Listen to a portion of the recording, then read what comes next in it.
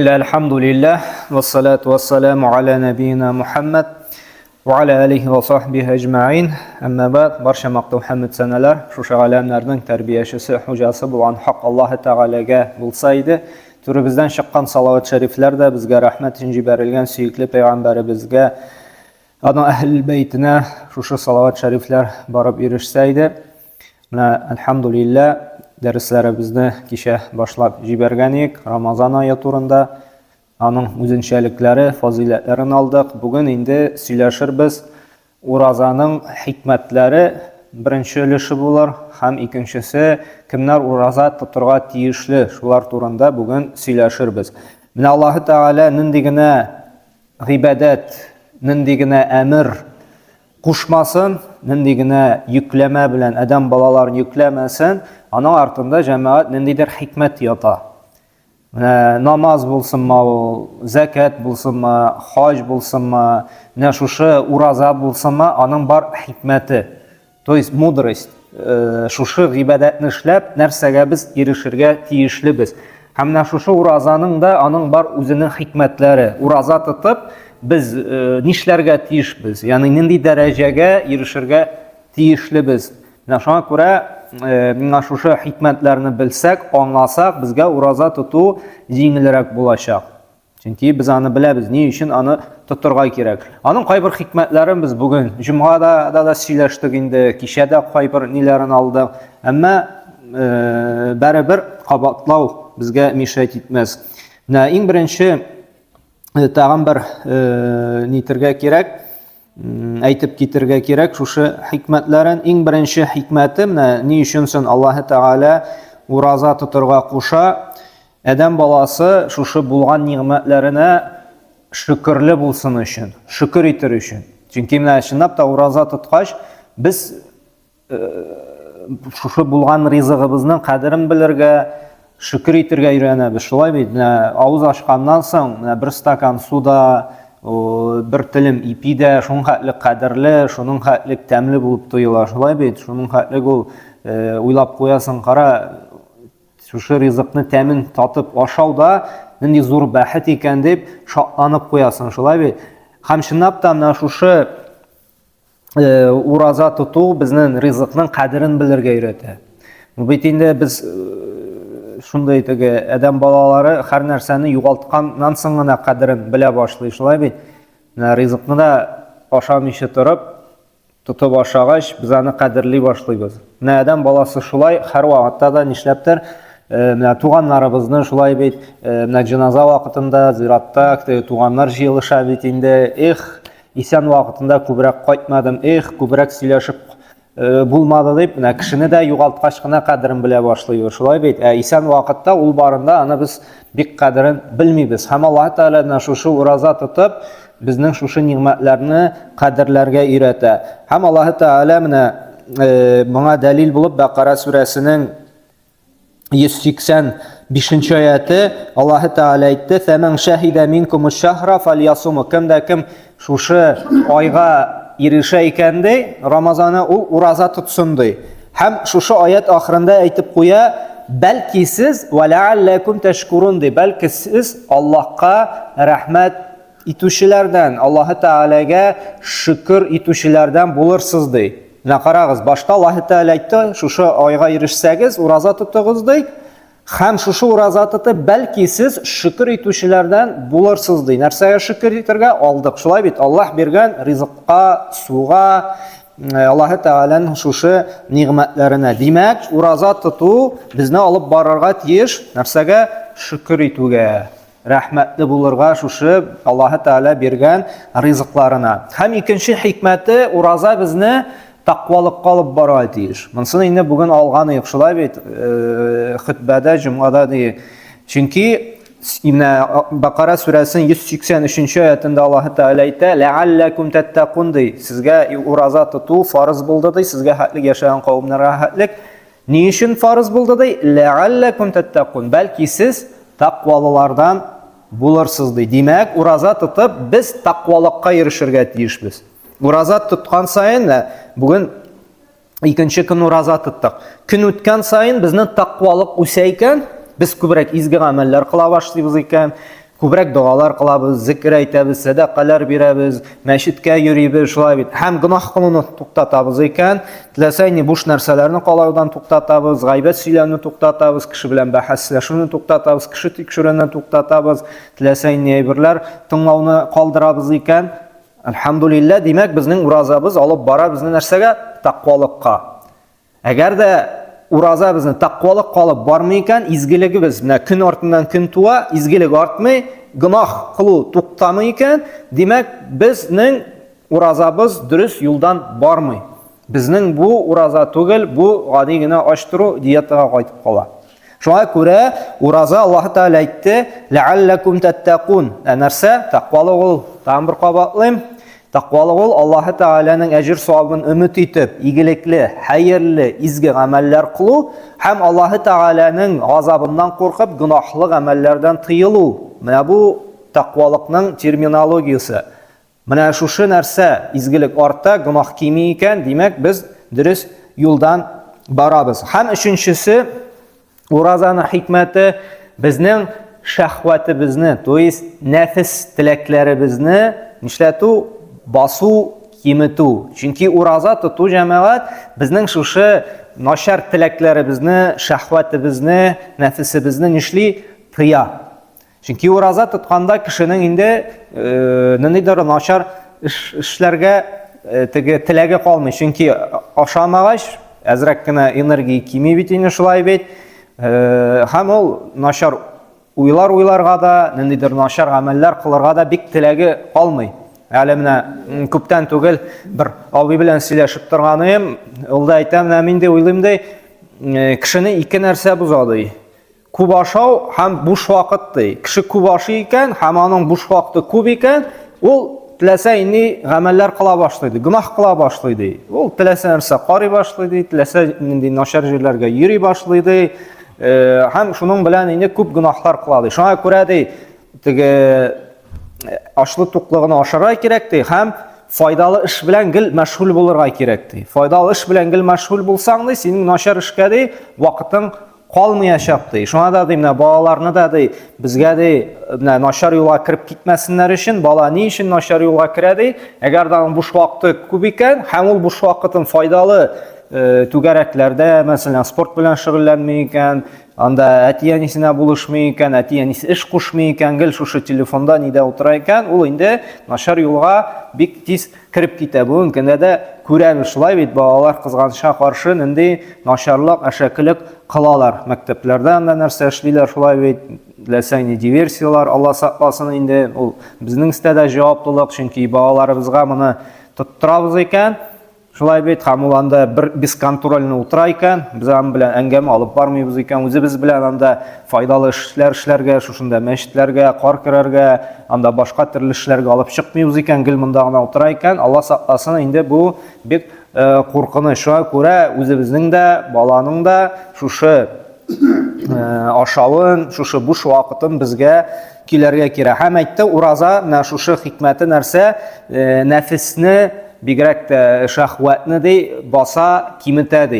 Һәм Пәйгамбәр саллаллаһу алейһи ва саллям да әйтте, яшьләргә мөрәҗәгать итеп, әгәр дә мөмкинчелегегез бар икән, өйләнегез ди, чөнки өйләнү ди сезне зинадан, башка төрле шушындай фәхишлекләрдән саклар ди. Әгәр дә өйләнергә мөмкинчелегегез юк икән ди, сез ди ураза тотыгыз ди. Чөнки ураза тоту ди, нишләтә ди? Шәһвәтне баса ди.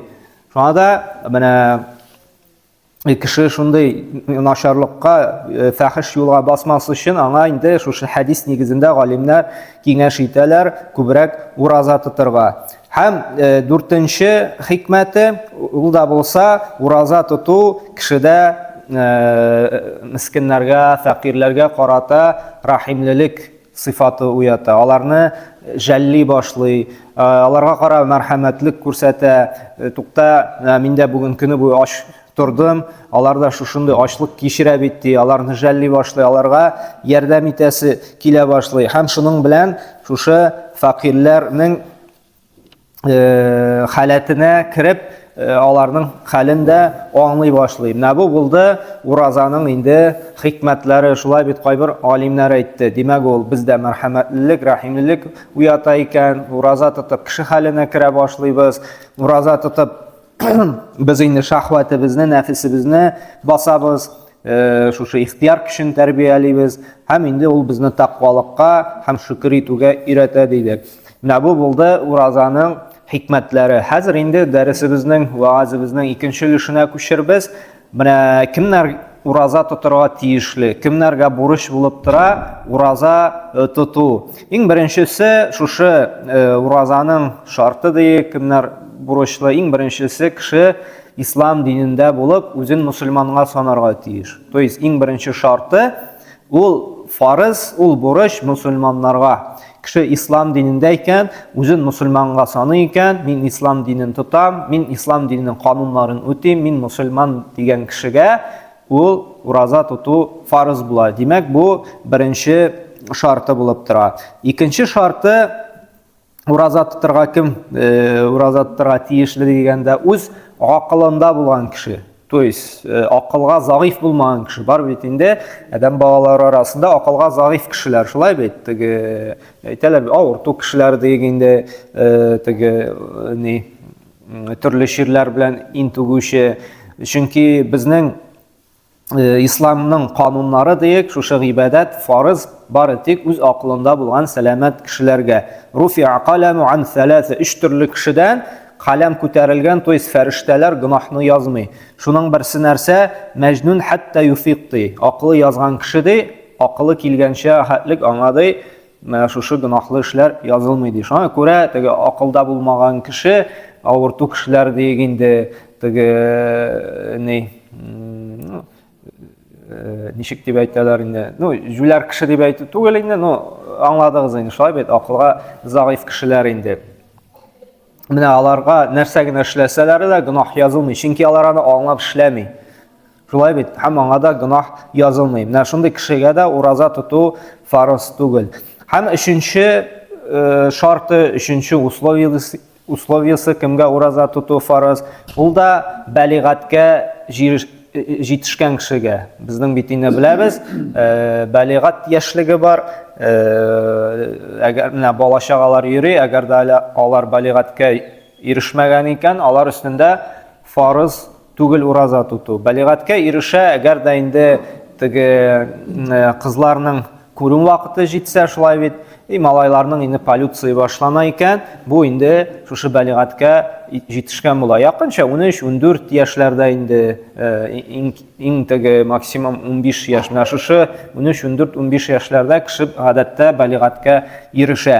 Ammo balig'atga erishgancha sahobalar bolalarin shu tarbiyali turgan bo'lganlar, iyalashtirib turgan bo'lganlar osh turuga shu ro'za tutuvga da. Masalan, qaybir bunda da rivoyatlar kela. Bizde bolalarimizni tarbiyalaydi. Masalan, saharga uyatayıqdi, sahar ashatayıqdi ham. Masalan, abitqa ila namazına ro'za tutalar edi. Ondan so'ng endi ashiylar edi. Anları bir necha kundan ikindi namazına hatlik. Ya'ni ko'pmaga tuzalar. Shu Ramazon oyi sahar narsa, iftor narsa, birga iftorlar qildirtay. Biz ularni da buldira olgancha necha ko'pmi tigi ro'za tutalar necha soat, shuning bilan endi chiniqtirib ko'niktirayikdi. Shunga ko'ra tigi, hali sen balig'atga erishmading, sen hali erta deb qo'l siltarga yaramay, baribir az bo'lsa-da, nechadir soat bo'lsa-da, Ramazon oyida biz shulay rizqdan tiyilamiz deb anglatirga ham uyratirga kerak. Sabırlıqni, shu tiyib turuni, o'zingni tuta bilirga kerak, ixtiyor kuchini tarbiyalarga kerak. Aydali shu soatga hatlik osham ishi tur, ro'za tutali, shundan so'ng birar kuchtanash beram deb, g'arablarda shunday даже специально o'yinchiqlar bor, shunday doska deganda 30 kun yozilgan. Agarda bola masalan ro'za tutar ekan, nechadir soat endi shu doskani osha, har bir shkatulkada birar kuchtanash, birar bo'lak bor. Shunday tarbiyaviy usul endi. Bizda bolalarimizni shunday qiziqtira olamiz. Bugun ro'za tut maksimal necha soatga haqlik ro'za tutalasın deb, onda 6 soatmi, 7 soatmi, birar kuchtanash berasan. Ham birinchi sharti ulda bo'lsa sihha va salamatu minal mard, salomatlik, to есть turli xronический og'riqlardan хронический авыртулар булмау, кеше сәламәт булу. Монда җәмәгать дөрес аңларга кирәк. Әгәр дә ураза тотып кешенең авыруы тагын да көчәя икән, ураза тотып тагын да заифләнә икән, көчсезләнә икән, бу вакытта аңа рөхсәт ителә, аңа инде фарыз түгел ураза тотырга, ул аннары сәламәтләнгәч каза кылырга тиеш. Чөнки Аллаһ Тәгалә Коръәндә дә әйтте: "Ва ман кана маридан ау аля сафарин фаиддату мин аямин ухар". Кемдә кем авырту яки сәфәрдә булса да, ул башка көннәрне дә каза кылсын ди. То есть безгә рөхсәт ителә ураза тотмаска. Әмма җәмәгать җиңелчә генә авырту моңа керми. Мәсәлән, кайбырак тамак авыртып тора, шулай бит, борыныбыз тыгыла. Син ураза тота аласың. Ураза тотып сиңа бернинди дә зыяны юк, бернинди дә авырлык килми, бу гызырга килми җәмәгать. Әгәр дә шынап торып, менә авыртып, сиңа зыян китергән чиракта гына синең гызырың бар, сиңа ураза тотмаска. Һәм 5нче шарты әл-иқама. Иқама дигән сүз шул яши торган җирендә, үз йортыңда булу. Чөнки сәфәрдә булсак, безгә уже ураза тоту фарыз түгел. Безгә тотмасаң да, ураза тотмасаң да рөхсәт ителә. Шуңа күрә әл-иқама дип атала, менә яши торган йортыңда туру, булу сиңа фарызлык исти. Әгәр дә сәфәрдә булсаң инде, сиңа ураза тоту бурычы өстеңнән төшә. Һәм 6нчысы, монсы инде хатын-кызларга нителә, хайт, то есть күрен вакытыннан һәм после родовой кровотечения нифас дип атала инде, шушы каннан чистарынган булу. Чөнки хатын-кызга күрен вакытында һәм нифас вакытында ураза тоту ярамый. Әгәр дә шушы каннан чистарынган икән, аның күрен вакыты нифас каны юк икән, ул вакытта ул ураза тотырга тиеш була. Менә димәк, без алдык кемнәргә ураза тоту фарыз. Димәк, мусульман булырга тиеш, ислам динендә дә шулай бит, үз акылында булырга тиеш, балигатькә ирешергә тиеш, сәламәт яши торган йөндә урынында булырга тиеш. Әгәр дә сәфәрдә нидә булсаң, рөхсәт ителә шулай бит. Һәм хатын-кызлар инде шушы хайз каныннан, нифас каныннан арынырга тиеш диделәр. Һәм әле җәмәгать ураза дөрес булсын өчен тагын бер мөһим мәсьәлә бар. Ул да булса, шушы ураза тутасы көн алдыннан ният кылу. Төннән үк, кичтән үк ният кылу. Бу шулай ук бик мөһим мәсьәлә җәмәгать. Әгәр дә без беләбез, һәрбер гамәл өчен ният кирәк, шулай бит. Чөнки Пәйгамбәр саллаллаһу алейһи ва сәллям әйтте: "Иннамал аъмалу бинниятти". Һәрбер эш нияткә карап бәяләнә диде.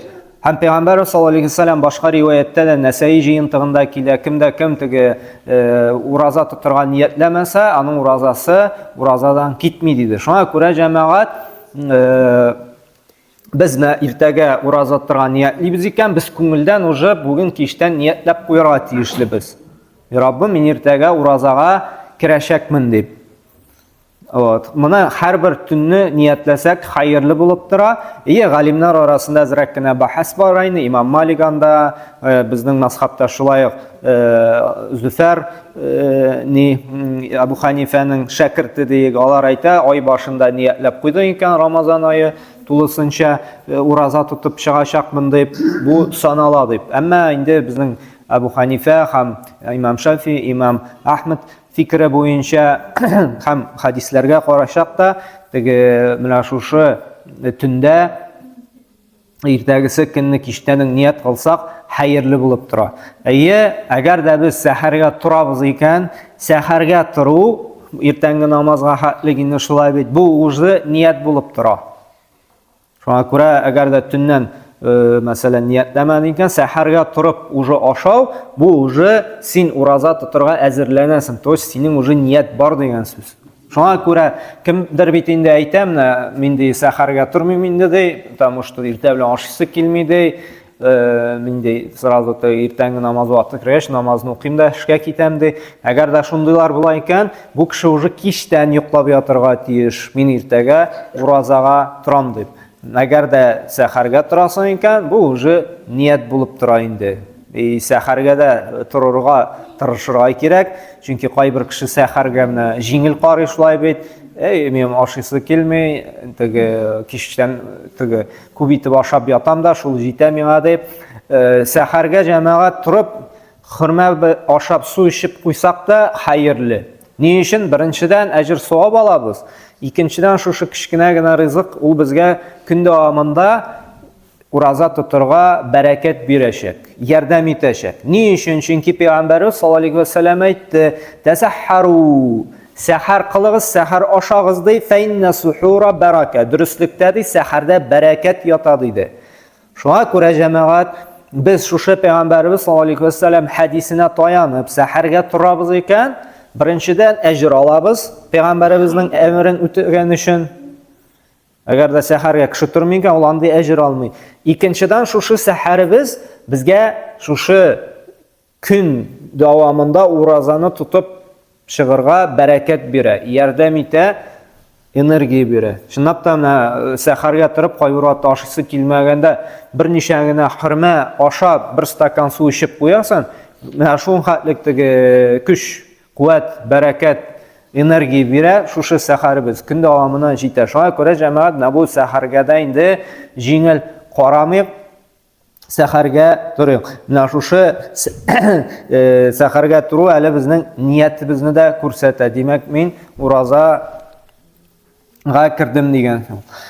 Һәм җәмәгать менә шул тагын уразаның әркәне диек, аның нигезе ул да булса, шушы ашау ичүдән тыелып туру. Ашау ичүдән тыелып туру. Һәм әгәр дә без инде ялгыш онытып ашап ичеп куйдык икән, бу вакытта уразабыз бузылмый. Әле буның турында аерым дәрес алырбыз, нинди гамәлләр уразаны бузылмый дип. Менә еш кына сораулар бирәләр, шуңа күрә алдан ук әйтеп куясым килә, ай башында ук инде дәрес башында аерым дәрес аңа багышласак та, бигрәк тә ай башында от непривычки ди, гадәткә кермәгәнгә менә кешеләр язалар, нитәләр хәзрәт ди, әле ияләнмәгәнгә менә кар керәп кирдем дә ди, көч бетте дә ди, онытканмын ди, бер стакан су җибәреп куйдым ди. Һәм нишлим инде, уразамны дәвам итимме, или бузылган булып саналама инде ди. Или утырып ашыйммы инде хәзер ди.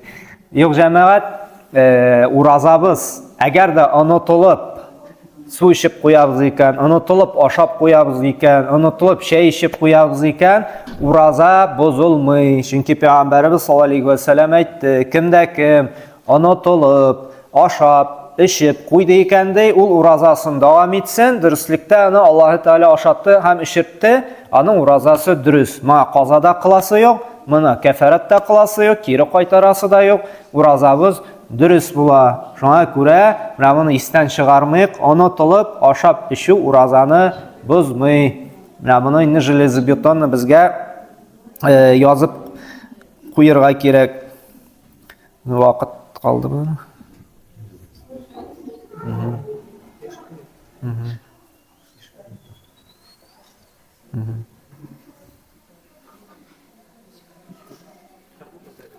Ая.